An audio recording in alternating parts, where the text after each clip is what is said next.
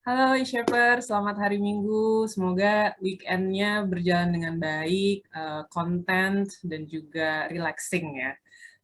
Di hari Minggu ini, jadi kita akan ngobrol lagi. Ini adalah the second video untuk Sunday Conversation With, atau series video interview dari Iskendi dengan teman-teman, salah satunya adalah Scientist in Residence yang memiliki keahlian tersendiri di bidangnya masing-masing.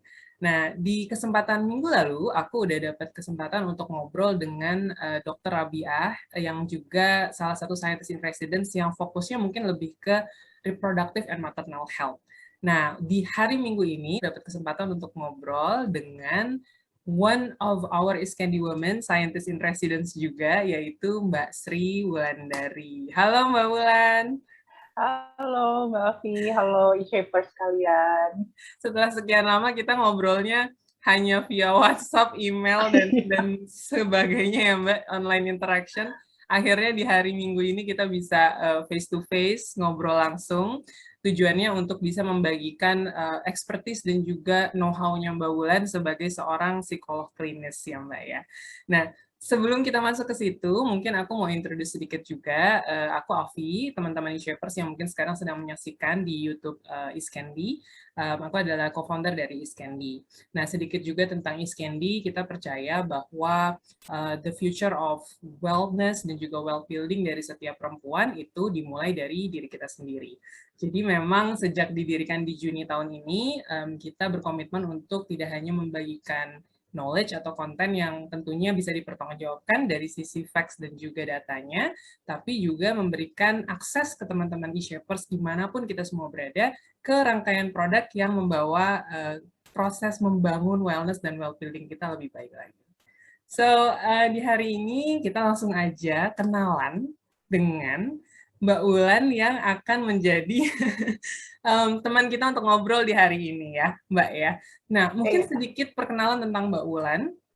Kita kenalan itu ini di open sedikit, jadi di scholarship network yang sama ya Mbak ya, kita dapat kesempatan berada di salah satu scholarship network dari negara kita sendiri, Indonesia, dan aku waktu itu ngelihat postnya Mbak Wulan, aku langsung tahu right away aku harus email ke Mbak Wulan, karena Mbak Wulan terlihat sangat passionate banget e-shapers dengan membagikan dan meningkatkan awareness dari kita semua sebagai generasi yang masih cukup muda lah ya gitu terhadap memahami apa yang terjadi di mental health kita. Yang kadang-kadang mungkin Mbak, to be honest, aku sendiri merasa unconsciousness level kita cukup tinggi ya Mbak ya tentang situasi. Aku sendiri baru beberapa tahun terakhir menyadari bahwa oh ternyata kita bisa stop dan reflect. Sedangkan selama dulu mungkin banyak sekali reaksi-reaksi yang cukup reaktif lah dalam perjalanan hidup gitu. Nah mungkin sebelum masuk ke pembahasan yang aku yakin teman-teman semua pengen dengar lebih banyak dari Mbak Wulan, secara studi background yang Mbak Wulan ini dulu bisa diceritain sedikit nggak Mbak? Ada perbedaan major kah dari strata 1 yang setauku di Universitas Indonesia ya Mbak ya, lalu di King's College London. Mungkin Mbak Wulan bisa bagikan sedikit ke e-shapers semua.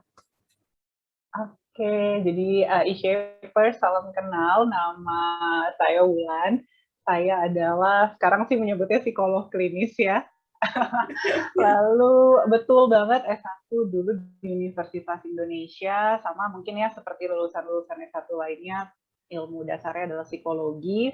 Setelah itu kemudian tadi dengan beasiswa yang sempat disebutkan oleh Mbak Afi, berangkatlah ke London untuk studi. Waktu itu studinya lumayan apa ya, kalau dibilang penelitian kayaknya emang banyak penelitian, karena waktu itu kita belajar tentang gimana sih sistem biologis kita, how our genes, brain itu mempengaruhi behavior kita, khususnya untuk gangguan-gangguan psikologis dan psikiatri. Nah, selesai dari situ, oh ya, tahu nih kenapanya, tapi terus gimana ya cara bantu orangnya secara langsung. Baliklah lagi ke Indonesia, ambil studi profesi sebagai seorang psikolog klinis dewasa. Begitu sih kira-kira perjalanannya Mbak Afi. Luar biasa. Kalau sedikit tambahan lagi Mbak, aku pengen tahu ketertarikan Mbak Wulan Mbak untuk mendalami ilmu mungkin psikologi in general, terus juga dengan kekhususan yang Mbak Wulan, ada nggak Mbak mungkin semacam pengalaman hidup atau mungkin sesuatu yang kayak, oke, ini nih gitu, yang paling membuat Mbak Wulan yakin, oke, aku akan mendalami psikologi klinis gitu ke depannya. Wah ini jadi kayak reflect back nih ya Mbak ya. Mungkin memang ada paparan-paparan tersebut ya dari kecil, maksudnya kayak dulu misalnya di sekolah gitu ya, kayak ketemu teman yang kenapa ya kok perilakunya kayak gini, kayak begini tuh dalam artian wah marahnya meledak-meledak parah banget nih, nggak kayak anak-anak lainnya, atau misalnya dulu kita mungkin nggak terlalu tahu dulu ada yang mengalami autism di sekolah. Nah, dulu saya nggak paham kalau itu semua tuh sebetulnya ada profesi yang namanya psikolog loh yang menangani itu. Jadi dulu seperti anak-anak lain yang pengennya jadi apa dokter supaya apa? Supaya bisa paham kenapa sih otaknya kenapa sih? Ternyata ada profesi psikologi ini yang emang secara spesifik membahas tentang hal-hal itu. Jadi mungkin gitu kali ya Mbak awalnya. Oke, melihat dari interaksi Mbak Wulan dulu ya dengan beberapa teman-teman di sekitar. Oke, alright. Nah, aku pengen tanya mungkin lebih ke basicnya dulu nih Mbak tentang menyadari apa yang terjadi dengan mental health kita gitu. Mungkin di awal Mbak Wulan bisa bantu kita untuk masuk sedikit sebenarnya mental health itu apa Mbak? Mungkin ini sangat dasar, sangat fundamental ya, yang aku sendiri sangat pengen dengar langsung dari Mbak Wulan.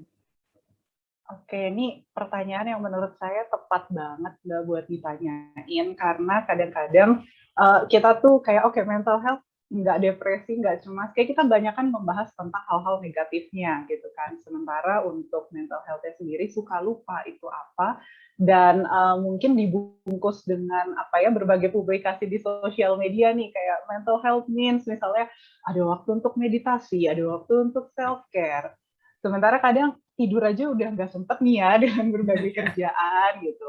Nah, sehingga kadang-kadang ini menjauhkan orang dari konsep, wah saya kalau kayak gini hidupnya susah ya buat dapet mental health. Jadi pertanyaan tentang mental health itu apa penting sekali memang untuk dipahami. Jadi kalau menurut WHO, mental health itu adalah kayak state of well-being, kondisi kita sejahtera secara mental yang ditandai dengan sejumlah hal. Yang pertama adalah kita aware dengan kelebihan kita, kemampuan kita, keterbatasan kita. Jadi awareness is a key ya Mbak, itu yang pertama.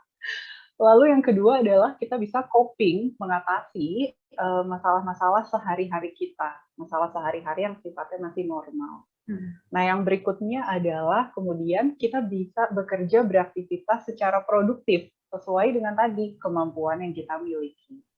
Nah, yang terakhir yang menurut saya juga ini penting banget konsepnya adalah bahwa ketika kita punya kondisi mental yang sehat, kita juga bisa berbagi ke society. Makanya ketika kemudian kita punya mental health yang sehat, itu nggak sekedar kita self-care terus kemudian jadi selfish, nggak mikirin orang lain. Kalau kayak gitu, mentalnya juga kurang sehat. Jadi 4 hal itu sih Mbak indikatornya. Oke. Dimulai dari awareness ya, Mbak Wulan ya. Ini mungkin ini lagi-lagi makanya aku sangat curious tentang sesi hari ini karena istilah being aware itu buat aku dalam beberapa tahun terakhir mungkin semakin grow older juga, jadi mulai banyak mempertanyakan juga ketika kita bilang kita aware, apa yang sebenarnya terjadi Mbak dengan cara kita berpikir, cara kita mengolah gitu, dibandingkan dengan ketika kita misalnya sedang ya udah kita biarkan aja semua itu passing by tanpa kita pernah catch ya dan sadari gitu. Iya, kalau misalnya kita bicara tentang aware gitu ya, memang ada banyak hal yang terkait dengan awareness ini. Pertama, kalau tadi kita relate ke apa yang Mbak Vi bilang, kita perlu pahami bahwa manusia tuh punya 2 mode gitu Mbak, mode doing dan mode being. Mode doing means ya kita melakukan sesuatu untuk mencapai sesuatu, kayak misalnya ada deadline di kantor ya, saya harus kerja, saya harus misalnya mengurangi jam istirahat saya supaya bisa tercapai deadline-nya. Tapi kemudian kita sebagai manusia juga ada modenya yang being. Being itu artinya oke, kita sekarang lagi apa sih? Kita lagi merasa apa sih? Kita lagi berpikir apa sih? Nah, terkadang dengan berbagai tuntutan dan tekanan, baik dari diri sendiri maupun luar, akhirnya kita tuh jadi terbawa di mode human doing itu. Dan akibatnya ya jadi autopilot mode. Nggak sadar, loh kok tiba-tiba udah jam segini ya, udah malam. Loh tadi saya snap ya ke orang-orang di sekitar saya ya, marah kayak gitu ya ke anak saya gitu.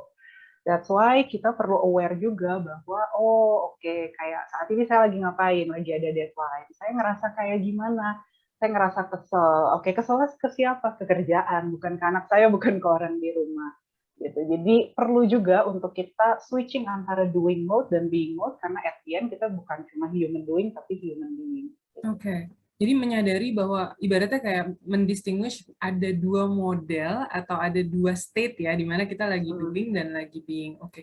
Nah, aku juga dari salah satu artikel yang Mbak Wulan tulis ya Mbak untuk Iskendi, Mbak Wulan memaparkan juga salah satu new knowledge lah buat aku pribadi tentang ada fase di mana kita sebagai manusia fight terhadap misalnya pressure ya yang terjadi ke diri kita. Let's say misalnya kita aware nih Mbak, bahwa ada ini pressure dan aku under pressure, terus mungkin kita mencoba untuk istilah tadi Mbak Wulan bahas tentang coping ya,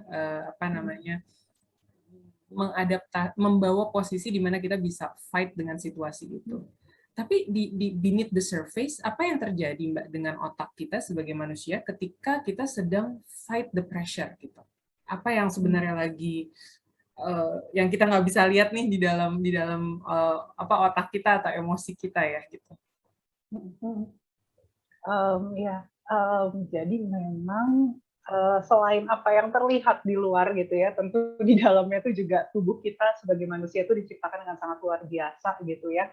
Sistem yang sebetulnya sangat adaptif terhadap lingkungannya. Hanya saja kadang akhirnya kita suka lupa saking adaptifnya, ayo kita paksa terus tubuh kita untuk bekerja, untuk push ourselves to the limit. Makanya penting untuk paham di dalamnya gimana, supaya kita juga bisa membatasi diri. Nah, ketika kita kemudian lagi ada ancaman gitu ya dari luar, ancaman yang membahayakan kelangsungan hidup kita baik secara langsung ataupun tidak. Secara tidak langsung tuh misalnya kayak pekerjaan tidak akan membunuh kita seperti misalnya hewan buas gitu ya Mbak.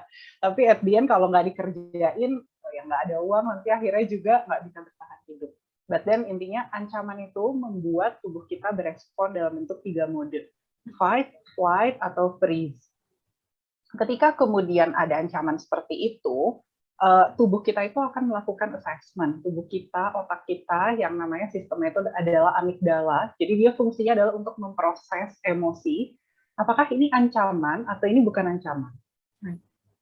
Kalau kemudian dia ancaman, si amigdala ini akan kayak ngasih sinyal nih ke bagian tubuh yang lain gitu ya. Namanya itu adalah hipotalamus, itu bagian di otak. Jadi dia kayak controller yang sentral gitulah, bahwa ini ada ancaman, maka kamu harus mempersiapkan nih tubuh gitu.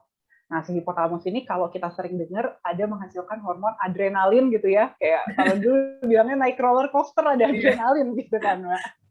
Iya, nah itu bilang bahwa ayo kamu harus digenjot karena kita mau menghadapi ancaman, jadi tubuh kita perlu dipersiapkan. Dipersiapkannya itu dengan cara apa? Jantung memompa darah lebih banyak. Kemudian mata kita misalnya jadi lebih aware, fokus kita jadi lebih lebih terarah. Lalu badan kita juga ngerasa kayak lebih tegang karena bersiap mau menghadapi sesuatu. Kira-kira seperti itu. Nah, tubuh terus-terusan seperti itu akan tidak baik. Kalau misalnya ada ancaman seperti itu ya nggak masalah ya, karena itu sistem pertahanan. Tapi gimana kalau kemudian kita selalu melihat semua itu ancaman? Tubuh jadinya dalam jangka panjang begitu ya. Padahal untuk melakukan itu pun butuh energi. Nah, akhirnya inilah yang disebut sebagai chronic allostatic load atau kayak beban kronis buat tubuh kita untuk terus-menerus dalam kondisi alert.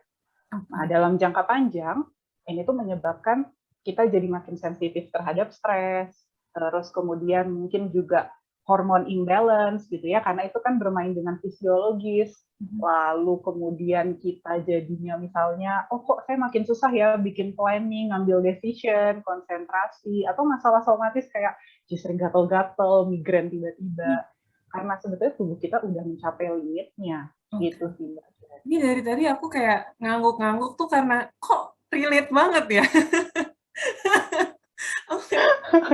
Terutama Oke gitu. Oke. Nah, mungkin ini juga sangat related sekali. Aku yakin sih Mbak, cukup yakin karena pandemi yang sudah lebih dari 1 tahun kita alami ini kan juga membawa, yang Mbak Wulan bahas sangat deskriptif di tulisan terakhir Mbak ya, yang online interaction. Adanya satu situasi di mana ya suka nggak suka kita semua pindah nih sekarang, model kerjanya, model kolaborasinya, model diskusinya, problem solving metodenya, semuanya betul-betul di sini gitu, di depan layar. Ada juga model interaksi yang harus dengan video setiap saat gitu, nggak semua lingkup profesional circle kita yang it's okay tanpa ada layar memperlihatkan kita di rumah dan lain sebagainya.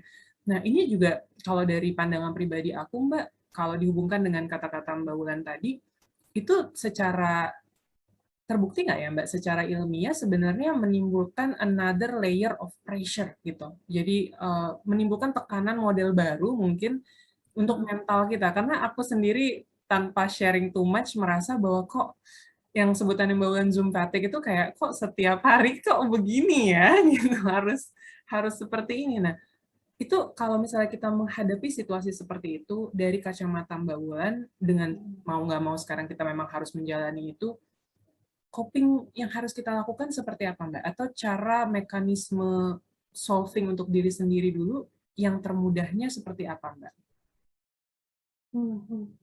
Iya ya, jadi memang dibilang melelahkan ya Mbak, interaksi seperti ini, karena memang yang perlu kita sadari tuh kenapa akhirnya ini jadi terasa melelahkan, karena kita dipaksa mau nggak mau, ya cuma ini aja nih gitu cara kita untuk berinteraksi.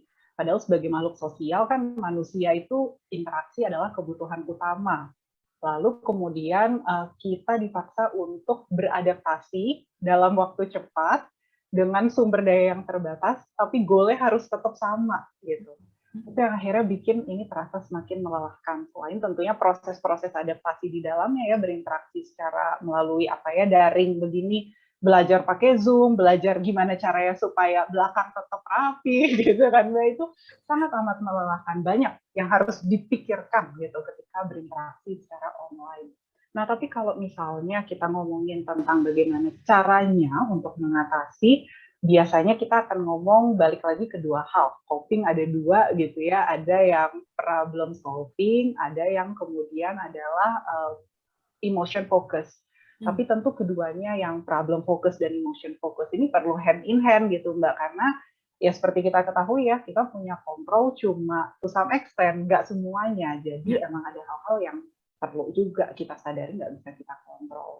Oke, menyadari antara ada yang kita bisa kontrol dan ada yang tidak bisa kita kontrol.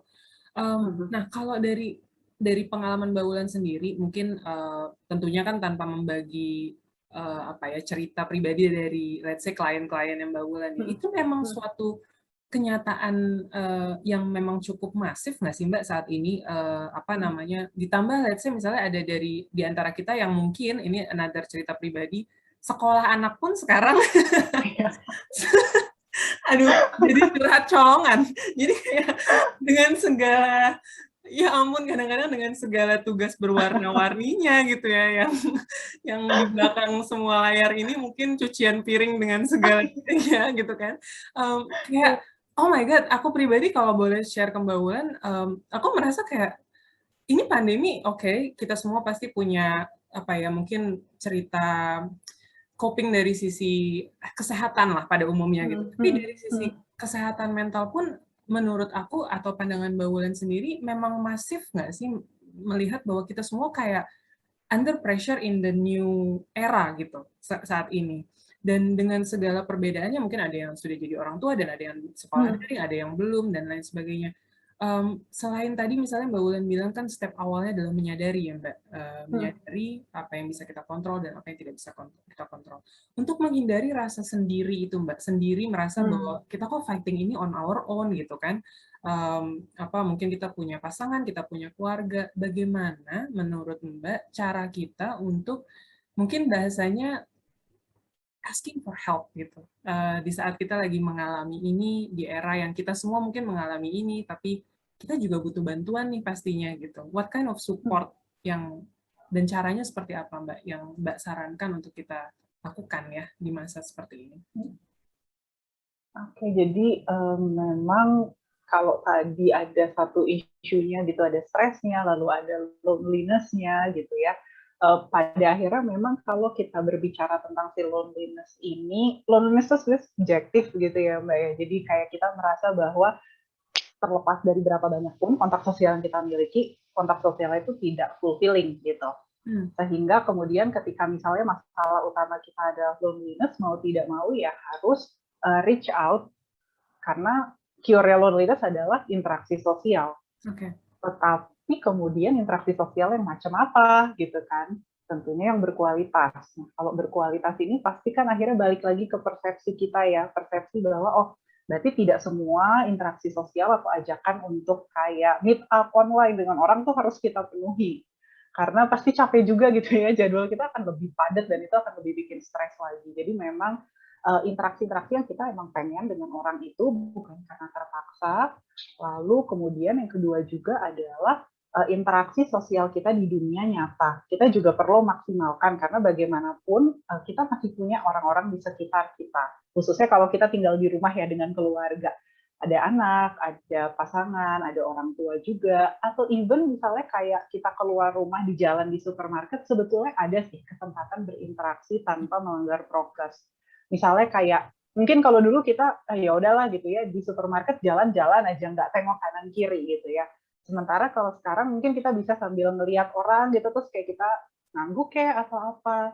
Di saat interaksi sosial tuh minim banget, segala hal tuh akan jadi sangat berarti gitu ya. Even anggukan seperti itu atau kita nggak kayak di balik masker itu dia tersenyum, oh oke, ya itu bisa membuat kita merasa lebih nyaman. Nah tapi di luar itu semua tentunya kan masih ada stresor-stresor lain yang kita pun udah berusaha untuk mengatasi, tapi memang tidak selalu bisa. So, di sini salah satu kuncinya adalah balik lagi manusia itu adalah bagaimana dia memaknai kondisi atau masalahnya gitu. Pemaknaan itu subjektif sekali. Salah satu hal yang bisa membantu adalah kita memaknai bahwa oke, kita tidak sendiri. Kedua, oke, ini ada batasan-batasan, tapi sebetulnya sebagai seorang manusia yang bebas, saya tuh masih punya loh kayak pilihan-pilihan kecil yang bisa saya buat untuk membuat hidup saya tuh jadi lebih baik. Contoh pilihan kecilnya apa misalnya? Misalnya kalau ada hal-hal yang tidak harus 100% gitu kita kerjakan, boleh kali kita kasih energi kita 70%.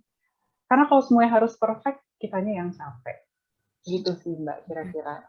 Mengurangi the race for perfection ya, yang mungkin dulu ya kan di dunia, aduh ini sangat sangat related lah pasti dengan banyak dari kita ya yang masih dalam fase mencoba untuk bisa break it to some level dengan beberapa capaian-capaian, keinginan dan lain sebagainya.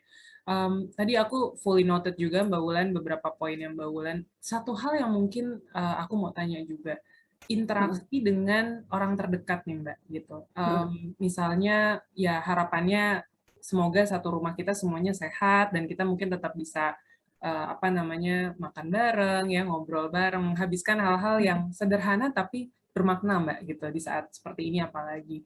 Kalau dari Mbak Wulan melihatnya cara terbaik untuk kita menunjukkan dukungan karena kita semua pasti sedang dalam tahap fight-nya masing-masing ya Mbak dengan situasi pandemi saat ini, keterbatasan interaksi dan lain sebagainya.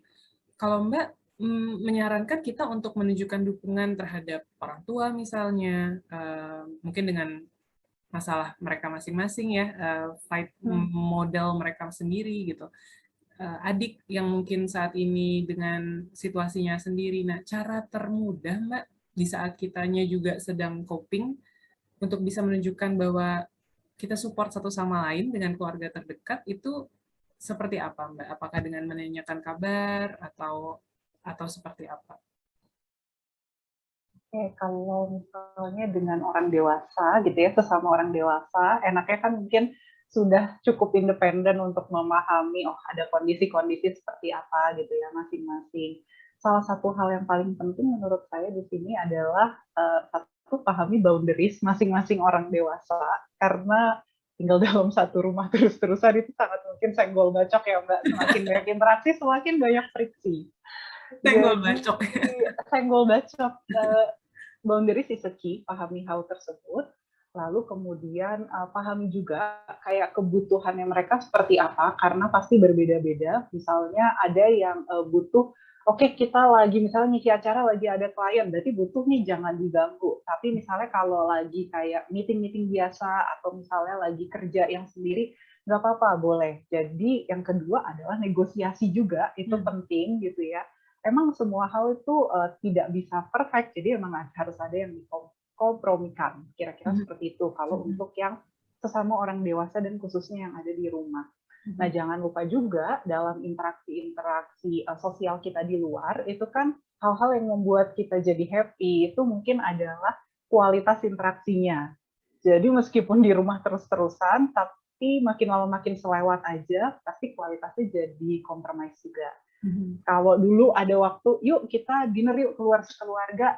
Nah, sekarang mungkin hal itu nggak ada, bisa dicoba dimasukkan gitu ya ke dalam ingredients aktivitas mingguan atau bulanan kita. Atau dulu mungkin ada spontanitas, ngapain gitu ya, buat anggota keluarga, surprise, birthday surprise, apa. Mungkin sekarang bisa juga. Jadi hal-hal yang bisa membuat interaksi lebih berkualitas dan spontanitas itu mungkin bisa dimasukkan untuk spice up the relationship gitu kayaknya. Kualitas ya Mbak ya, jadi kualitas tuh kualitas suatu Nah, mungkin kalau di lingkungan yang lain Mbak, mungkin tempat kita bekerja ya, yang aku perhatikan kan model tim collaboration nih benar-benar wah revolusi lah dengan adanya pandemi ini kan beda banget ya, yang hal sederhana yang dulu pagi-pagi bisa say halo pagi atau mungkin saling menyapa, memberi rasa nyaman satu sama lain ya, karena kita menunjukkan friendliness itu kan relatif sudah tergantikan dengan sekedar ketik di Slack atau balas-balas email gitu. Nah, kalau kita ingin tetap menunjukkan support Mbak ke teman-teman circle profesional kita di kantor gitu. Menurut Mbak Wulan dengan keadaan seperti sekarang ini sejauh mana it's okay untuk menanyakan kabar atau let's say misalnya menunjukkan rasa perhatian kita lah ya gitu ke rekan kerja gitu. Itu ada metode saintifiknya nggak dari Mbak Wulan yang memang oke itu bisa boost up semangat kita as a team gitu. Menariknya juga sih Mbak, memang kalau misalnya ketemu klien ya, mungkin kalau ini belum ada data saintifiknya, tapi misalnya kalau ketemu klien, salah satu hal yang kemudian membuat mereka tetap bertahan dengan efisiensi harus ditingkatkan, orang dipangkas, makin banyak kerjaan, sebetulnya adalah rekognisi dari atasan dan dari rekan kerja. Jadi mungkin kalau misalnya kita mau menanyakan kabar, itu bisa dicoba. Tetapi kadang kita akhirnya begitu ada interaksi, kayak, waduh apa nih, ada kerjaan nih, gitu ya. Kadang-kadang takut gitu ya, itu kayak preambul dari, abis ini dikasih kerjaan nih saya, gitu. Jadi kalau memang rasa-rasanya akan ada interaksi yang seperti itu, mungkin tidak perlu kita misalnya kayak di weekend kita nanya kabar, tapi kalau memang di dalam tim kita sendiri itu tipenya sudah terbangun seperti itu sejak awal, tidak masalah. Tapi kalau saya di sini sih lebih senang menekankan bahwa misalnya setelah ada satu kegiatan tertentu, kita secara personal bilang terima kasih, dan bagaimana kemudian orang itu tuh kontribusinya ke keberhasilan tim ini apa. Jadi bukan sekedar kayak terima kasih ya, semua orang pasti ada terima kasihnya gitu ya. Tapi kayak terima kasih karena dengan kamu melakukan ini, itu efeknya bagaimana loh ke teamwork kita. Menurut saya sih yang paling penting di sini adalah mungkin rekognisi ya kalau sekarang. Gitu. Rekognisi dan juga menunjukkan bahwa hey you matters ya, maksudnya kamu berarti gitu untuk kita semua. Oke. Oke, itu mungkin salah satu, mungkin kalau sebutan aku pribadi, salah satu things to be grateful of dari pengalaman pandemi ini ya Mbak, karena kita jadi mulai lebih, aku lihat kita mulai lebih tidak hanya looking inward, tapi juga melihat circle kita dengan pandangan yang cukup lebih berbeda gitu. Nah, kalau mungkin ada beberapa pertanyaan menuju akhir sesi kita hari ini Mbak, yang aku pengen tanya juga, ini sangat menarik karena aku baru-baru ini juga melihat tulisan tentang ternyata yang coping pun sekarang pastinya tidak hanya orang dewasa gitu.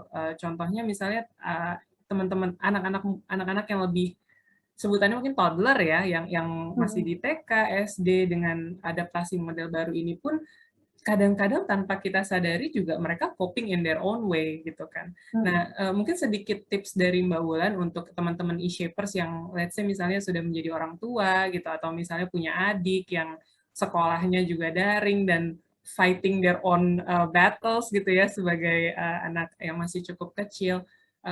Cara mereka untuk mendapatkan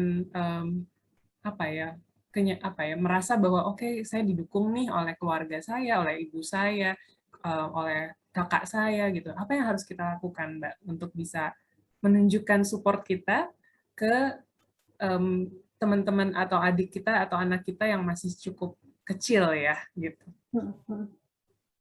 Iya, kalau bicara tentang yang generasi yang lebih muda ini mungkin memang di sini kuncinya adalah di kita yang sudah dewasa ya, karena kita punya kelebihan bisa mengartikulasi kalau nggak nyaman, punya pilihan juga, otonom juga untuk memilih gimana supaya lebih nyaman rasanya.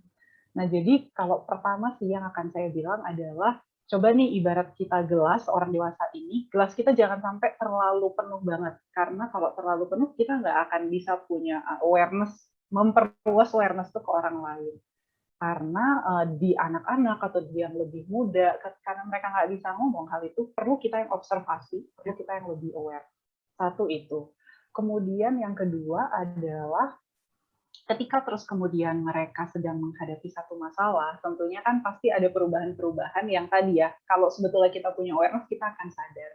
Kita bisa tanyakan sih ke mereka khususnya, apa yang lagi terjadi nih, gitu, gimana kondisinya di sekolah kah, daring sekarang, kira-kira seperti itu. Lalu kemudian dengan begitu mungkin mereka akan lebih terbuka juga ke kita, oh seperti ini. Mungkin mereka nggak akan bilang langsung masalahnya, tapi kita bisa notice itu ada perubahan-perubahan yang terjadi. Nah, lalu kita juga bisa, kalau udah cukup dewasa, mereka biasanya tahu apa sih yang mereka butuhkan dari kita. Tapi kalau misalnya belum cukup dewasa, kemudian kita bisa nih misalnya membantu mereka untuk menyadari, oh kamu tuh ngerasa begini ya, karena ini bukan, karena apa? Jadi bantu mereka untuk artikulasi masalah dan perasaannya sehingga mereka sadar ini tuh bukan kayak tanpa sebab loh, tapi emang ada penyebabnya.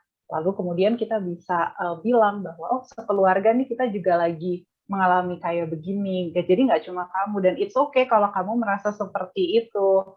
Nah dari situ sih biasanya yang pasti komunikasi ya itu penting banget dan menunjukkan bahwa it's okay untuk merasa seperti itu. Ya.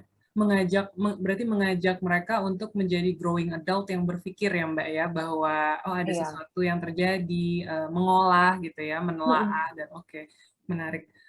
Kalau terakhir Mbak, pertanyaan aku, kedua terakhir deh, terakhir.